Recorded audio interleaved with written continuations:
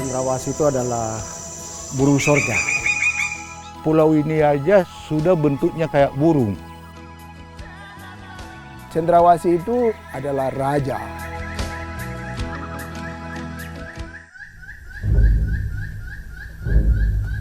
Saya sendiri yang kasih hancur kayu besi itu.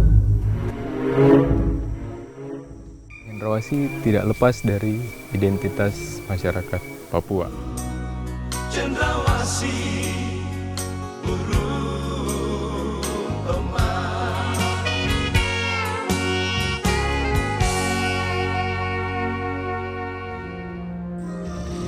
Di Papua adalah 750 jenis burung. Jadi nomor satu dia di dunia. Jadi semua fotografer dunia burung berusaha mereka masuk ke sini untuk ngambil data. Dan orang Papua sendiri mereka belum tahu bahwa kekayaan mereka itu sedang diambil oleh orang lain dan mereka tidak dapat manfaatnya. Di tempat ini, jadi dari semua cendrawasih 9 jenis itu di Isyo Hills ini dia ada 7 jenis. Jadi orang Papua, generasi Papua mereka tahu hanya cendrawasih satu yang kuning itu. Sedangkan ini tanggung jawab kita untuk kita sampaikan kepada generasi bahwa cendrawasih itu banyak jenisnya.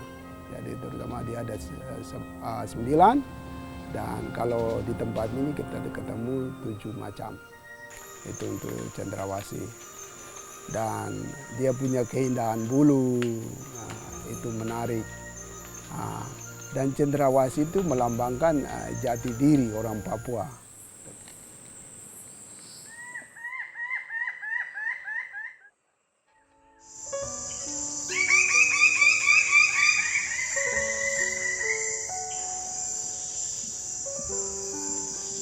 Kalau kita lihat Papua ini secara utuh, pulau ini aja sudah bentuknya kayak burung.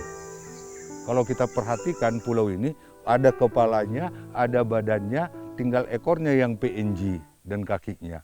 Bentuknya sudah burung. Artinya Papua ini kaya dengan beraneka ragam jenis burung. Nah, burung cendrawasih ini namanya kalau kita lihat burung surga. Tidak ada burung lain yang dikatakan burung surga. Ya, karena ini hanya terdapat di Papua. Kemudian cendrawasih ini sampai sekarang ini sangat indah, ya sangat indah. Terus terang aja saya menyampaikan kenapa kita konsen dengan sumber daya alam. Semua ilmu, pengalaman, budaya dan pengetahuan itu berawal dari alam. Oleh seseorang yang ditemukan, diketahui, ditulislah itu jadi buku textbook atau literatur menjadi buku pelajaran. Demikian juga budaya hidup manusia banyak belajar daripada budaya-budaya alam. Nah, kalau kita lihat cendrawasih, cendrawasih ini Papua ini dikenal dengan bumi cendrawasih. Ya, ini terkenal dan ini diagungkan cendrawasih ini karena tidak ada di mana-mana. Universitasnya saja ada Universitas Cendrawasih. Kodamnya Kodam Cendrawasih, buminya bumi cendrawasih. Nah, kami khawatir ke depan jangan tinggal nama bumi namanya bumi cendrawasih, tapi cendrawasihnya tidak ada. Kenapa pemerintah memperhatikan kelestarian ini? Yang pertama, ya, bahwa manusia ini hidup dari alam. Ya. Karena alam itu sudah menyediakan semua kebutuhan manusia. Cuman dalam perkembangannya terjadi teknologi-teknologi dan kebutuhan ekonomi sehingga kebutuhan itu semakin meningkat. Sehingga kalau kita tidak menjaga, mengelolanya dengan baik, itu kita khawatir akan punah. Nah, kalau kita lihat ya, bagaimana di alam ini semua tersedia khususnya Papua. Ya, apa yang tidak ada? Daging, ikan, sayur, obat-obatan dan segala macam ada di hutan ini. Ketika saya melihat dari jauh keluarga terpuruk dalam ekonomi, sehingga saya terpanggil untuk pulang. Ketika saya melihat orang menebang kayu besi di tempat ini, dan hati saya sedih. Karena saya lihat masyarakat atau keluarga saya masih di taraf ekonomi lemah. Mereka menghabiskan kayu besi ini, tapi ekonomi mereka tetap lemah.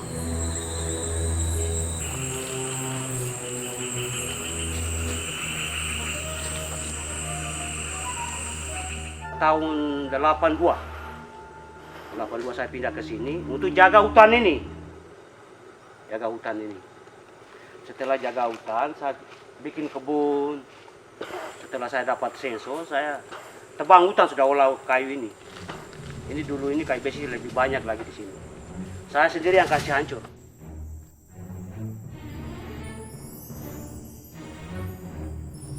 Banyak juga mereka tebang pohon, kayu besi terutama. Banyak rel yang ada di hutan. Ketika saya datang, saya harus bongkar rel itu.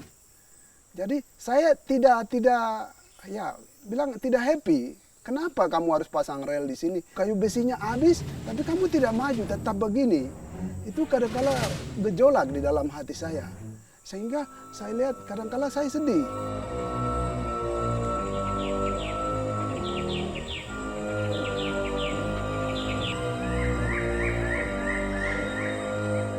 Setelah ipar saya datang dari luar negeri, ya saya sadar. Akhirnya saya berhenti dari tukang sensonya. Saya kasih tahu teman-teman di sini, tidak boleh rusak hutan, tidak boleh tembak burung. Saya sudah keras bicara.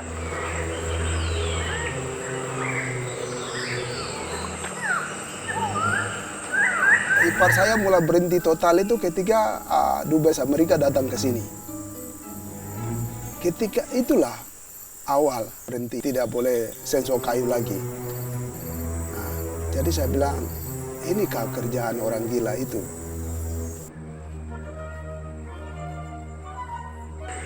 Harta karun yang sesungguhnya itu adalah hutan.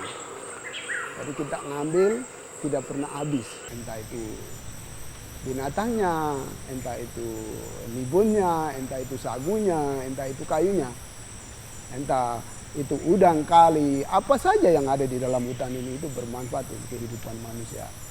Tapi hari-hari ini manusia tidak bisa menjaga itu, ciptaannya itu.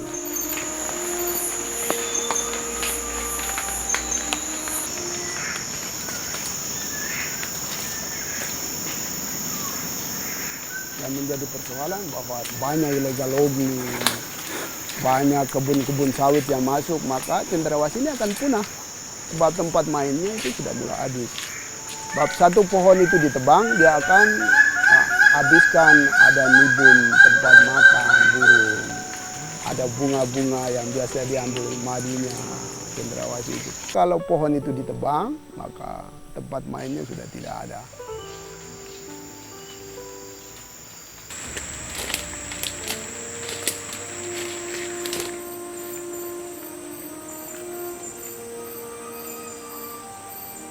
Pulau ini lambang daripada cendrawasih itu sendiri, maka kita harus menjaga habitat itu dengan baik.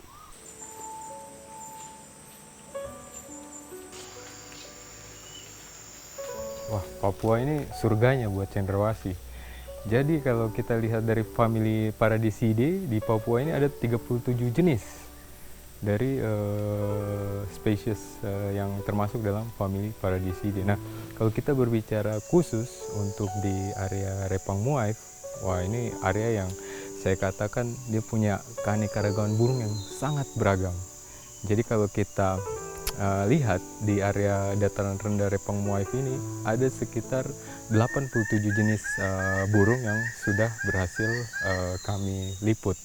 Nah, dari 87 jenis itu ada 6 jenis dari spesies cendrawasih yang kita temukan di area Repang Muaif.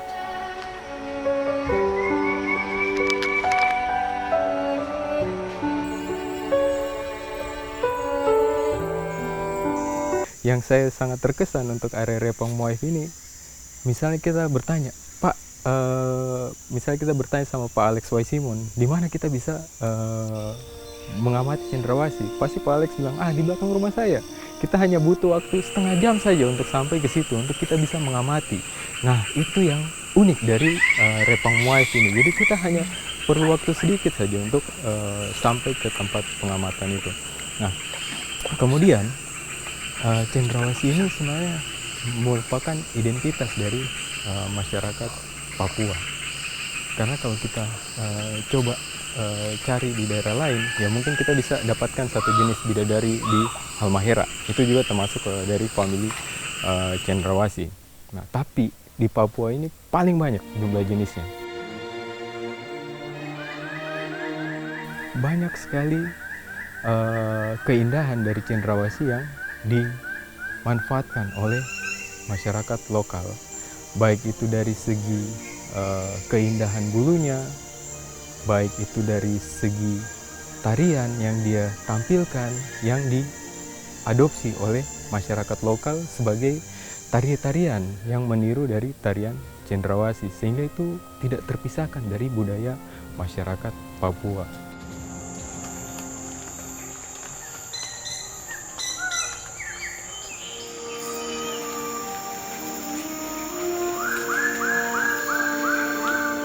Burung cendrawasih ini satwa yang tidak bisa dipisahkan dari kehidupan masyarakat Papua. Baik masyarakat yang berada di kepulauan, berada di daerah pesisir, di lembah-lembah sampai ke daerah-daerah pergunungan. Burung cendrawasih ini satwa yang benar-benar punya hubungan batin dengan manusia Papua. Burung cendrawasih itu adalah burung sorga. Burung cendrawasih ini satwa yang dianggap sakral sekali, benar-benar dihargai keberadaannya.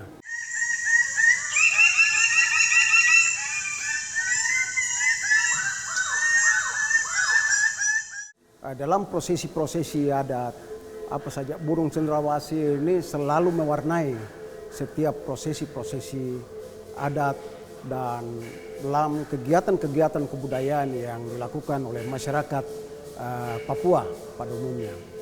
Kita juga lihat dalam kepemimpinan adat, burung cendrawasih ini memberikan lambang kepemimpinan dan keperkasaan dari seorang kepala suku, dan itu termasuk di seluruh Papua.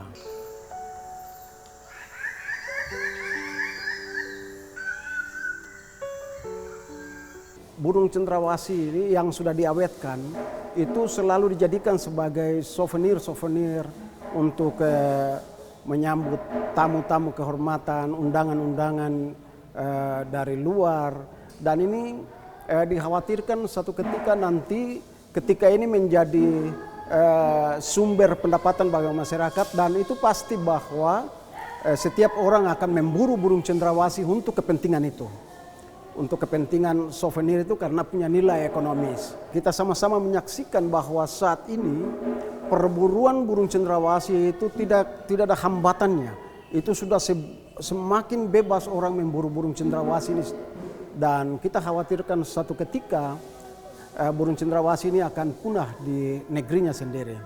Kita lihat juga penggunaan lahan atau pengalihan fungsi hutan sebagai akibat dari kepentingan pembangunan. Ini juga antara lain indikator yang menyebabkan burung cendrawasih ini sedang menuju kepada kepunahan itu. Ini juga merupakan sebuah kesadaran seniman untuk bagaimana bisa memberikan pesan-pesan moral terhadap semua pihak, siapapun dia, baik dia masyarakat biasa, dia aparat pemerintah sampai pejabat sekalipun, untuk ikut memberikan perhatian dalam rangka penyelamatan burung cendrawasih itu. Pesan-pesan moral yang termuat di dalam tari balada cendrawasih itu agar supaya semua orang tidak lagi memburu burung cendrawasih itu secara bebas. Tidak lagi menggunakan burung cendrawasih yang diawetkan untuk kepentingan-kepentingan aksesoris atau souvenir atau untuk cenderamata. Karena kalau itu terus dibiarkan, maka dipastikan satu ketika burung cendrawasih kebanggaan orang Papua ini akan hilang dari negerinya sendiri. Cendrawasih tidak lepas dari identitas masyarakat Papua. Nah, artinya kalau misalnya orang dari luar datang, ditanya, Pak, masih ada cendrawasih di sini? Dan misalnya masyarakat jawab, wah sudah tidak ada Pak. Nah artinya kita sudah kehilangan identitas kita.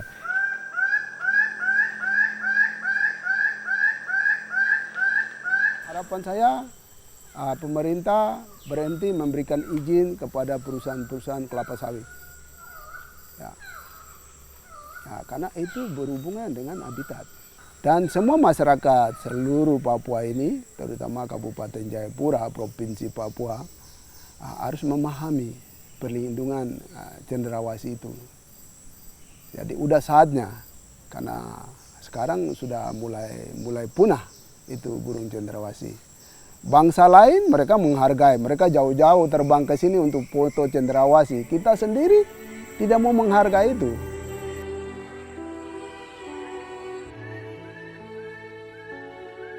Harapan kita manusia hidup dari hutan alam ini, mari kita jaga karena Tuhan menyediakan ini untuk kita, jangan kita serakah. Kemudian kedua, mari kita berpikir bagaimana pemanfaatan yang berkelanjutan.